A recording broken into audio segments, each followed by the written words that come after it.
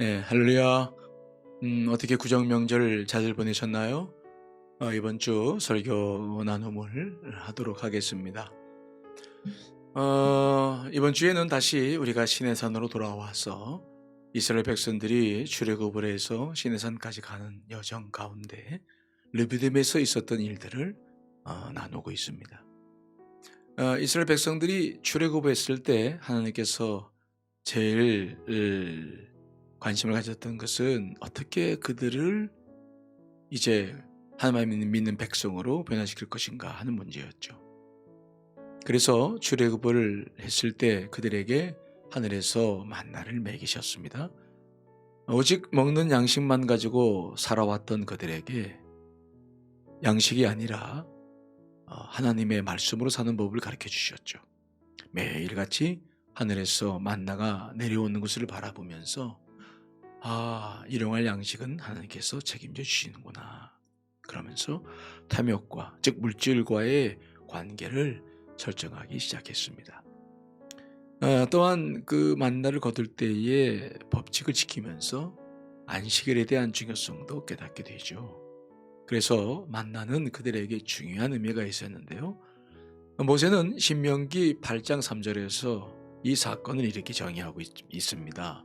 너를 낮추시고 너를 줄이게 하시며 또 너도 알지 못하며 내 조상들도 알지 못하던 만나를 내게 먹이신 것은 사람이 떡으로만 사는 것이 아니요 여호와 입에서 나오는 모든 말씀으로 사는 줄을 내가 알게 하려 하심이니라. 즉 만나를 먹이신 것은 사람이 떡으로만 사는 것이 아니라 여호와 입에서 나오는 말씀으로 사는 것을 알게 하시기 위함이셨다. 그래서 만나를 내려주신 것이죠.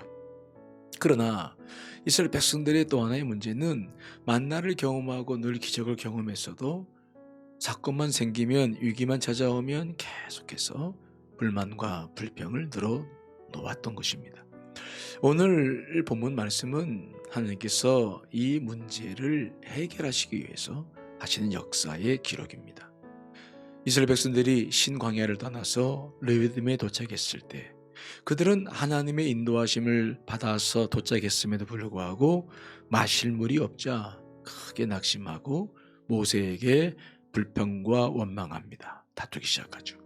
그래서 모세가 이 문제를 가지고 기도를 하니까 하나님께서 그때 모세에게 한 해결책을 제시하셨어요. 그 해결책이라는 것은 무엇이냐면 모세로 하여금 나일강을 피로 물들게 했던 홍해를 갈랐던 지팡이를 가지고 그리고 모든 장녀들을 데리고 호렙산 반석 위로 가라 하는 것이었죠. 그들이 장막을 쳤던 리비딤은 호렙산 즉 시내산에서 얼마 떨어지지 않은 곳이었어요. 가까운 거리였죠. 그래서 모세는 그 말씀대로 장로들을 데리고 그 호렙산 반석에 갔고요. 거기서 반석을 쳤을 때 놀랍게 그 속에서 물이 쏟아져 나와서 200만 명이 넘는 그 수많은 사람들이 물을 먹고도 남음이 있었어요. 근데 중요한 것은 그 반석이 무엇인가 하는 것이죠. 사도 바울은 고린도전서 10장에서 그 반석에서 나온 물을 마신 것을 신령한 음료다라고 말씀하시면서 그것은 바로 예수 그리스도에게서 나왔던 물임을 말씀해 주고 있습니다. 이 말씀을 그렇게 해석한 이유는 예수님께서 요한복음 7장에서 내 배에서 생수의 강이 흘러나리라 라는 말씀을 십자가에서 이루었다고 보는 것입니다.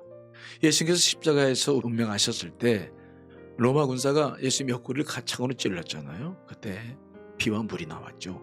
그때 그 물은 예수님께서 요한복음 7장 37절에서 38절 나를 믿는 자에게는 성경에 이런 것 같이 그 배에서 생수의 강이 흘러나리라 하는 말씀을 이루신 사건이었죠. 그래서 예수님께서는 부활 승천하신 다음에 성령을 우리에게 부어주셨고 그 성령을 통해서 우리가 이제 하나님의 영을 경험을 했는데 이스라엘 백성들이 반석을 쳐서 마셨던 그 생수를 바로 성령으로 해석을 한 겁니다. 하나님께서 이스라엘 백성들에게 그때 먹이신 것은 성령의 경험이었죠.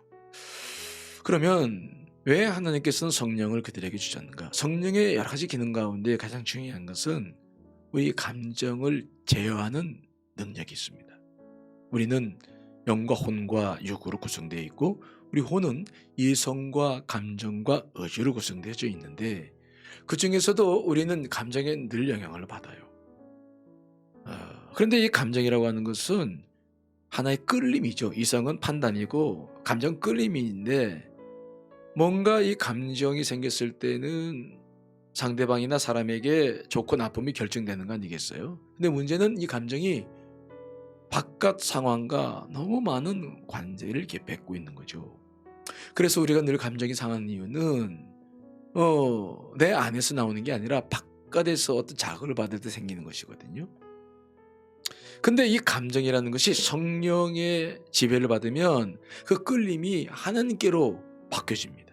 세상을 향하던 것이 하나님께로 바뀌어져서 정말 하나님을 사랑하는 감정으로 이게 바뀌어지죠. 그래서 하나님께서는 이스라엘 백성들에게 불만불평하는 그들에게 생수를 먹이셔서 성령을 경험하게 하시죠. 그러니까 우리가 출애굽기 17장 말씀 쭉 보면 그 반석 이후에 아멜렉과 전쟁을 하는데 그들이 불평을 하지 않아요. 딴 데 갔다 으면 벌써 난리 났을 거예요. 하나님께서도 그들이 얼마나 전쟁을 두려워하는지를 알고 계셨죠. 그런데 성령을 경험하고 나서부터는 아멜렉과 전투할 때 전혀 불평하지 않고 여호수아의 지휘 아래 그들은 전투에서 승리했고요. 모세는 기도를 했던 것을 보게 됩니다. 그 이유가 어디에 있습니까? 그들의 감정이 성령의 다스림을 받았기 때문이죠. 성령 안에서 감정이 다스림 받을 때 우리는 어떤 환경의 변화 속에서도 흔들리지 않아요. 왜냐하면 성령께서 감정을 제어하고 있고 우리는 성령과 더불어서 바깥의 변화를 보고 있기 때문에 우리는 든든한 믿음으로 나아갈 수 있어요. 그래서 이 코로나19의 상황을 견뎌 나갈 때 우리에게도 성령의 역사가 아주 필요합니다.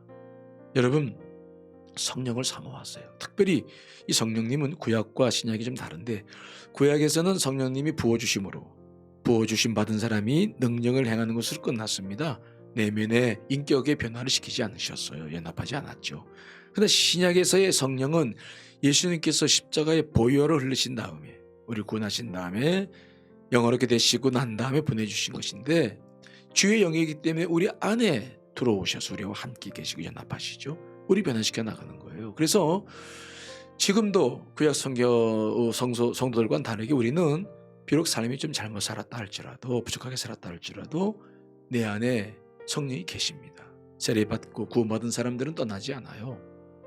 그래서 그 성령님을 자꾸 인식하고 기도하세요. 그러면 성령님의 충만함을 받고 우리는 사물을 보고 환경의 변화를 성령님과 함께 보기 때문에 흔들림이 없는 신앙생활을 할 수 있습니다.